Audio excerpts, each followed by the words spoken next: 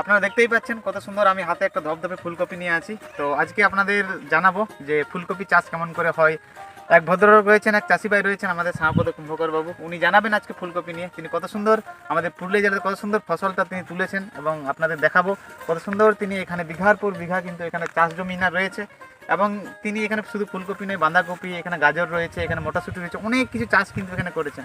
এই ভিডিওতে শুধুমাত্র ইনার যে ফুলকপির যে প্রোডাকশন কীভাবে তিনি করেছেন, কেমনভাবে করলে আপনি প্রফিটে আসবেন, এই সমস্ত নিয়ে কিন্তু আজকে আমরা আলোচনা করবো। তারপর ধীরে ধীরে কিন্তু সম্পদবাবুর আমরা যে সবজির বাগান রয়েছে সেই বাগানটাকে ভিজিট করবো। একটা ভিডিও আপনাদেরকে খুব সুন্দরভাবে সহজ সরল ভাষায় আমরা শ্যুট করে আপনাদেরকে উপহার হিসেবে দেওয়ার একটা চেষ্টা করছি।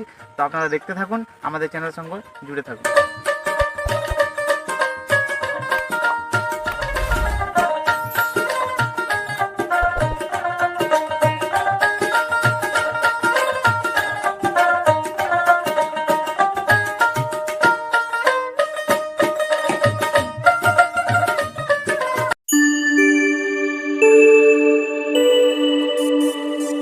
আমার নাম শ্যামাপদ কুম্ভকার, গ্রাম কাশিবিড়া, নতুনডি অঞ্চল, রঘুনাথপুর 2 নম্বর।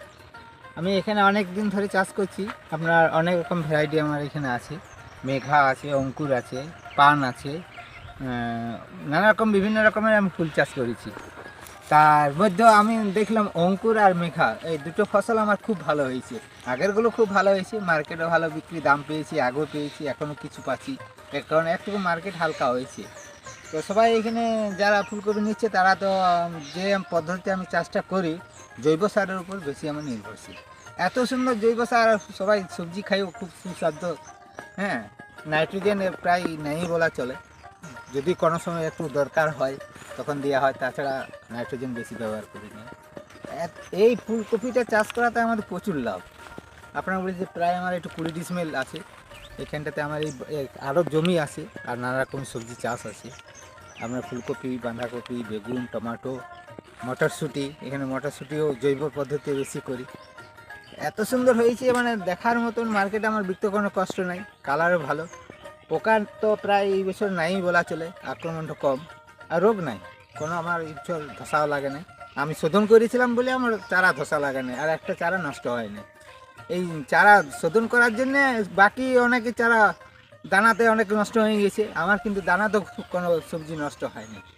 আমার বরং একটু দানাতে ওই বর্ষার বেগুনটা খুব ক্ষতি হয়েছিল। আর তারপর আমাদের বর্ষার পরেই এটা আমরা লাগানো হয়েছিল।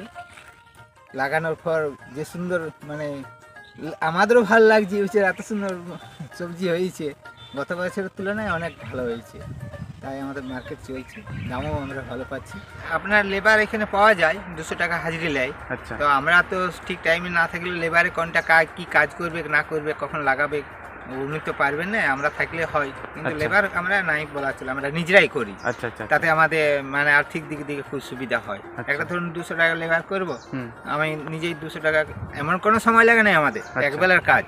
তাছাড়া একটা অভিজ্ঞতা চলে এসেছে। অভিজ্ঞতা এসে গেছে অনেকদিন থেকে। আজ প্রায় আমরা 20 বছর ধরে চাষ করছি। আমাদের লেবার বলতে নাই, আমাদের সবজি কষ্ট একটু, শীতের দিনে একটু কফি কাটানো অসুবিধা, মার্কেট নিয়ে যেতে ঠান্ডা ওইটা, আর বাকি কোনো অসুবিধা নাই।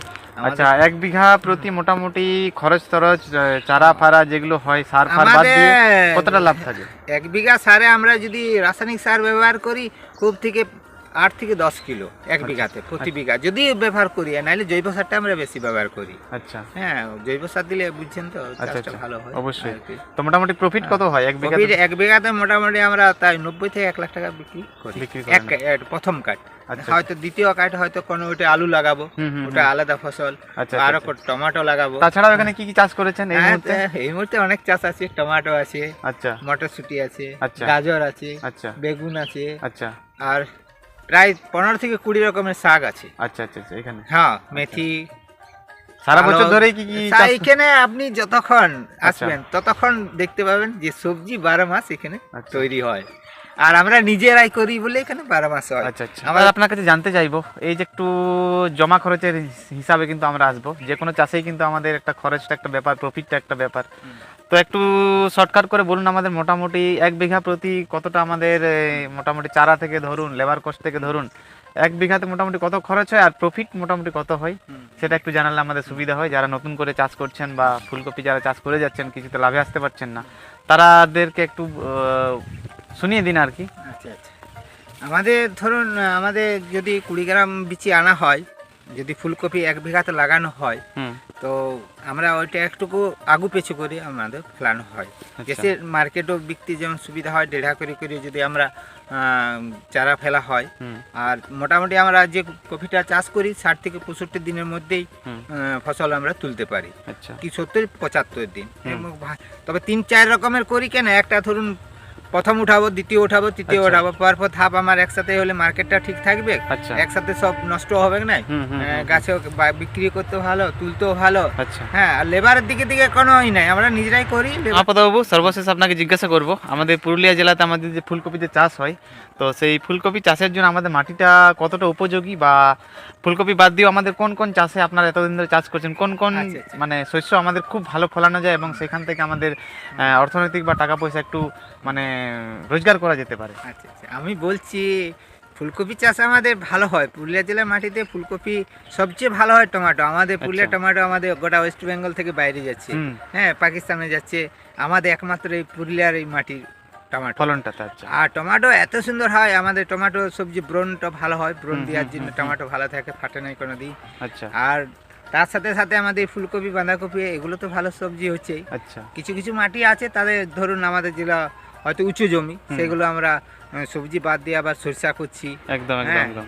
আরও নানা রকম ডাল শস্য করছি। হুম। তো আমাদের যেগুলো আমাদের সবজির চাষ, হুম। হয়তো 3-4টি ফসল আমরা তুলতে পারছি, সেইগুলো সবজি চাষ করি। আচ্ছা, আমাদের ফুলকপির জন্য সতর্কতা কি থাকবে, মানে কোন কোন জিনিসকে হ্যাঁ। গুরুত্ব রেখে আমাদের চাষ করলে আমরা? আমরা এই ফুলকপির জন্য বলছি, আমাদের বর্ষাটা একটুকু যদি মানে দেরিতে হয়, হুম। মানে বর্ষা যদি প্রায় শেষ মুখে হয়, সেই টাইমে ফুলকপিটা চাষ করলে ভালো হয়। বর্ষা হলে নানা রকম রোগ বিধি আসতে খুঁজি, যেমন ধসা রোগ হয়, হুম। এক ধরনের একটা পোকা আছে, হুম। সেই পোকাটা খুব লাগে যায়। আচ্ছা। আর ধরুন যদি বর্ষা বেশি হয়ে যায় তাহলে একটু ফুলকপি জল সহ্য কম করতে পারে। আচ্ছা। আর আমাদের শীতকালে ফসল ফুলকপি খুব ভালো, আচ্ছা, একটু আচ্ছা। দেরি হলে খুব ভালো হয়। হুম।